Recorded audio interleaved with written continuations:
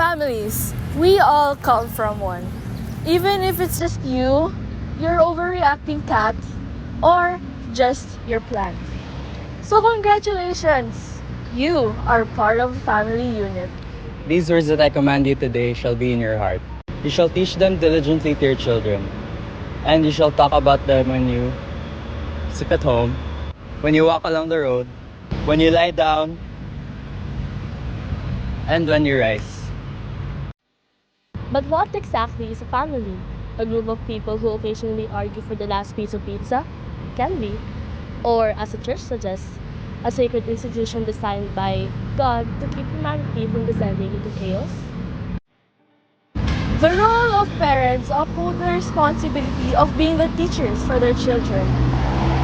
They should be practicing their values and their missions to carry out from the church that are instilled upon us. So families aren't just social institutions. We humans are created in the image and likeness of God. But who shapes us to be good practitioners of our faith? And how can we ensure that we have a stable relationship with our loved ones?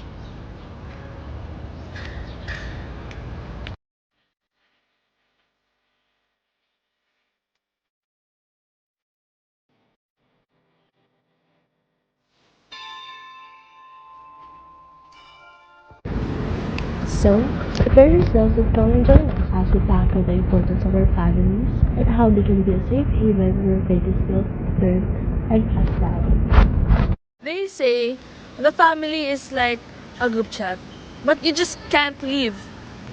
But actually, according to the Bible, it is like a domestic church. So, you could say that a family is like a tiny cathedral at home.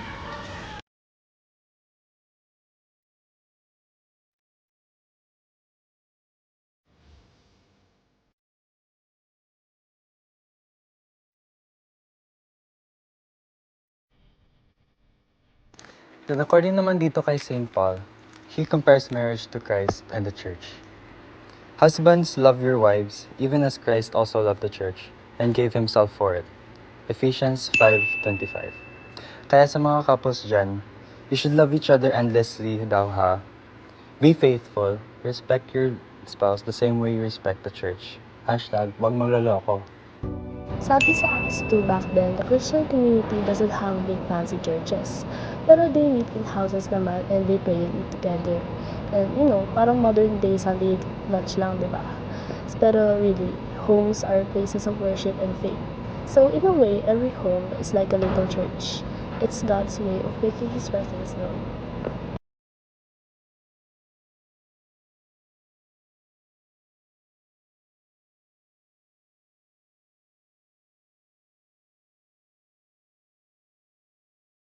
Families have different roles. First, we have the kingly role, where we look out for each other by being decent human beings and bringing out the good in society. Second, we have the priestly roles, which is to keep our faith alive by praying.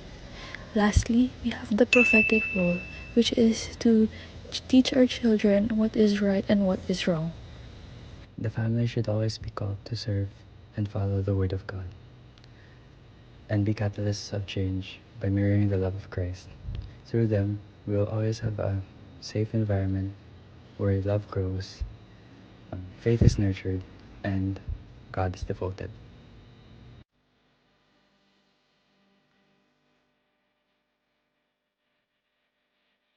At the end of the day, the family should reflect the church, full of faith and love.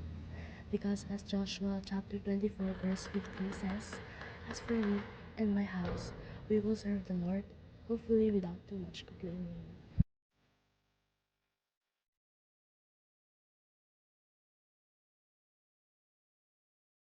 A mother's love is the purest thing in this world. Never take it for granted. She carried you before you even took your first breath, felt your tiny kicks, and endured unbearable pain just to bring you into this world. She gave you warmth before you knew what comfort was, held you close through sleepless nights, and whispered love into your heart before you even understood words.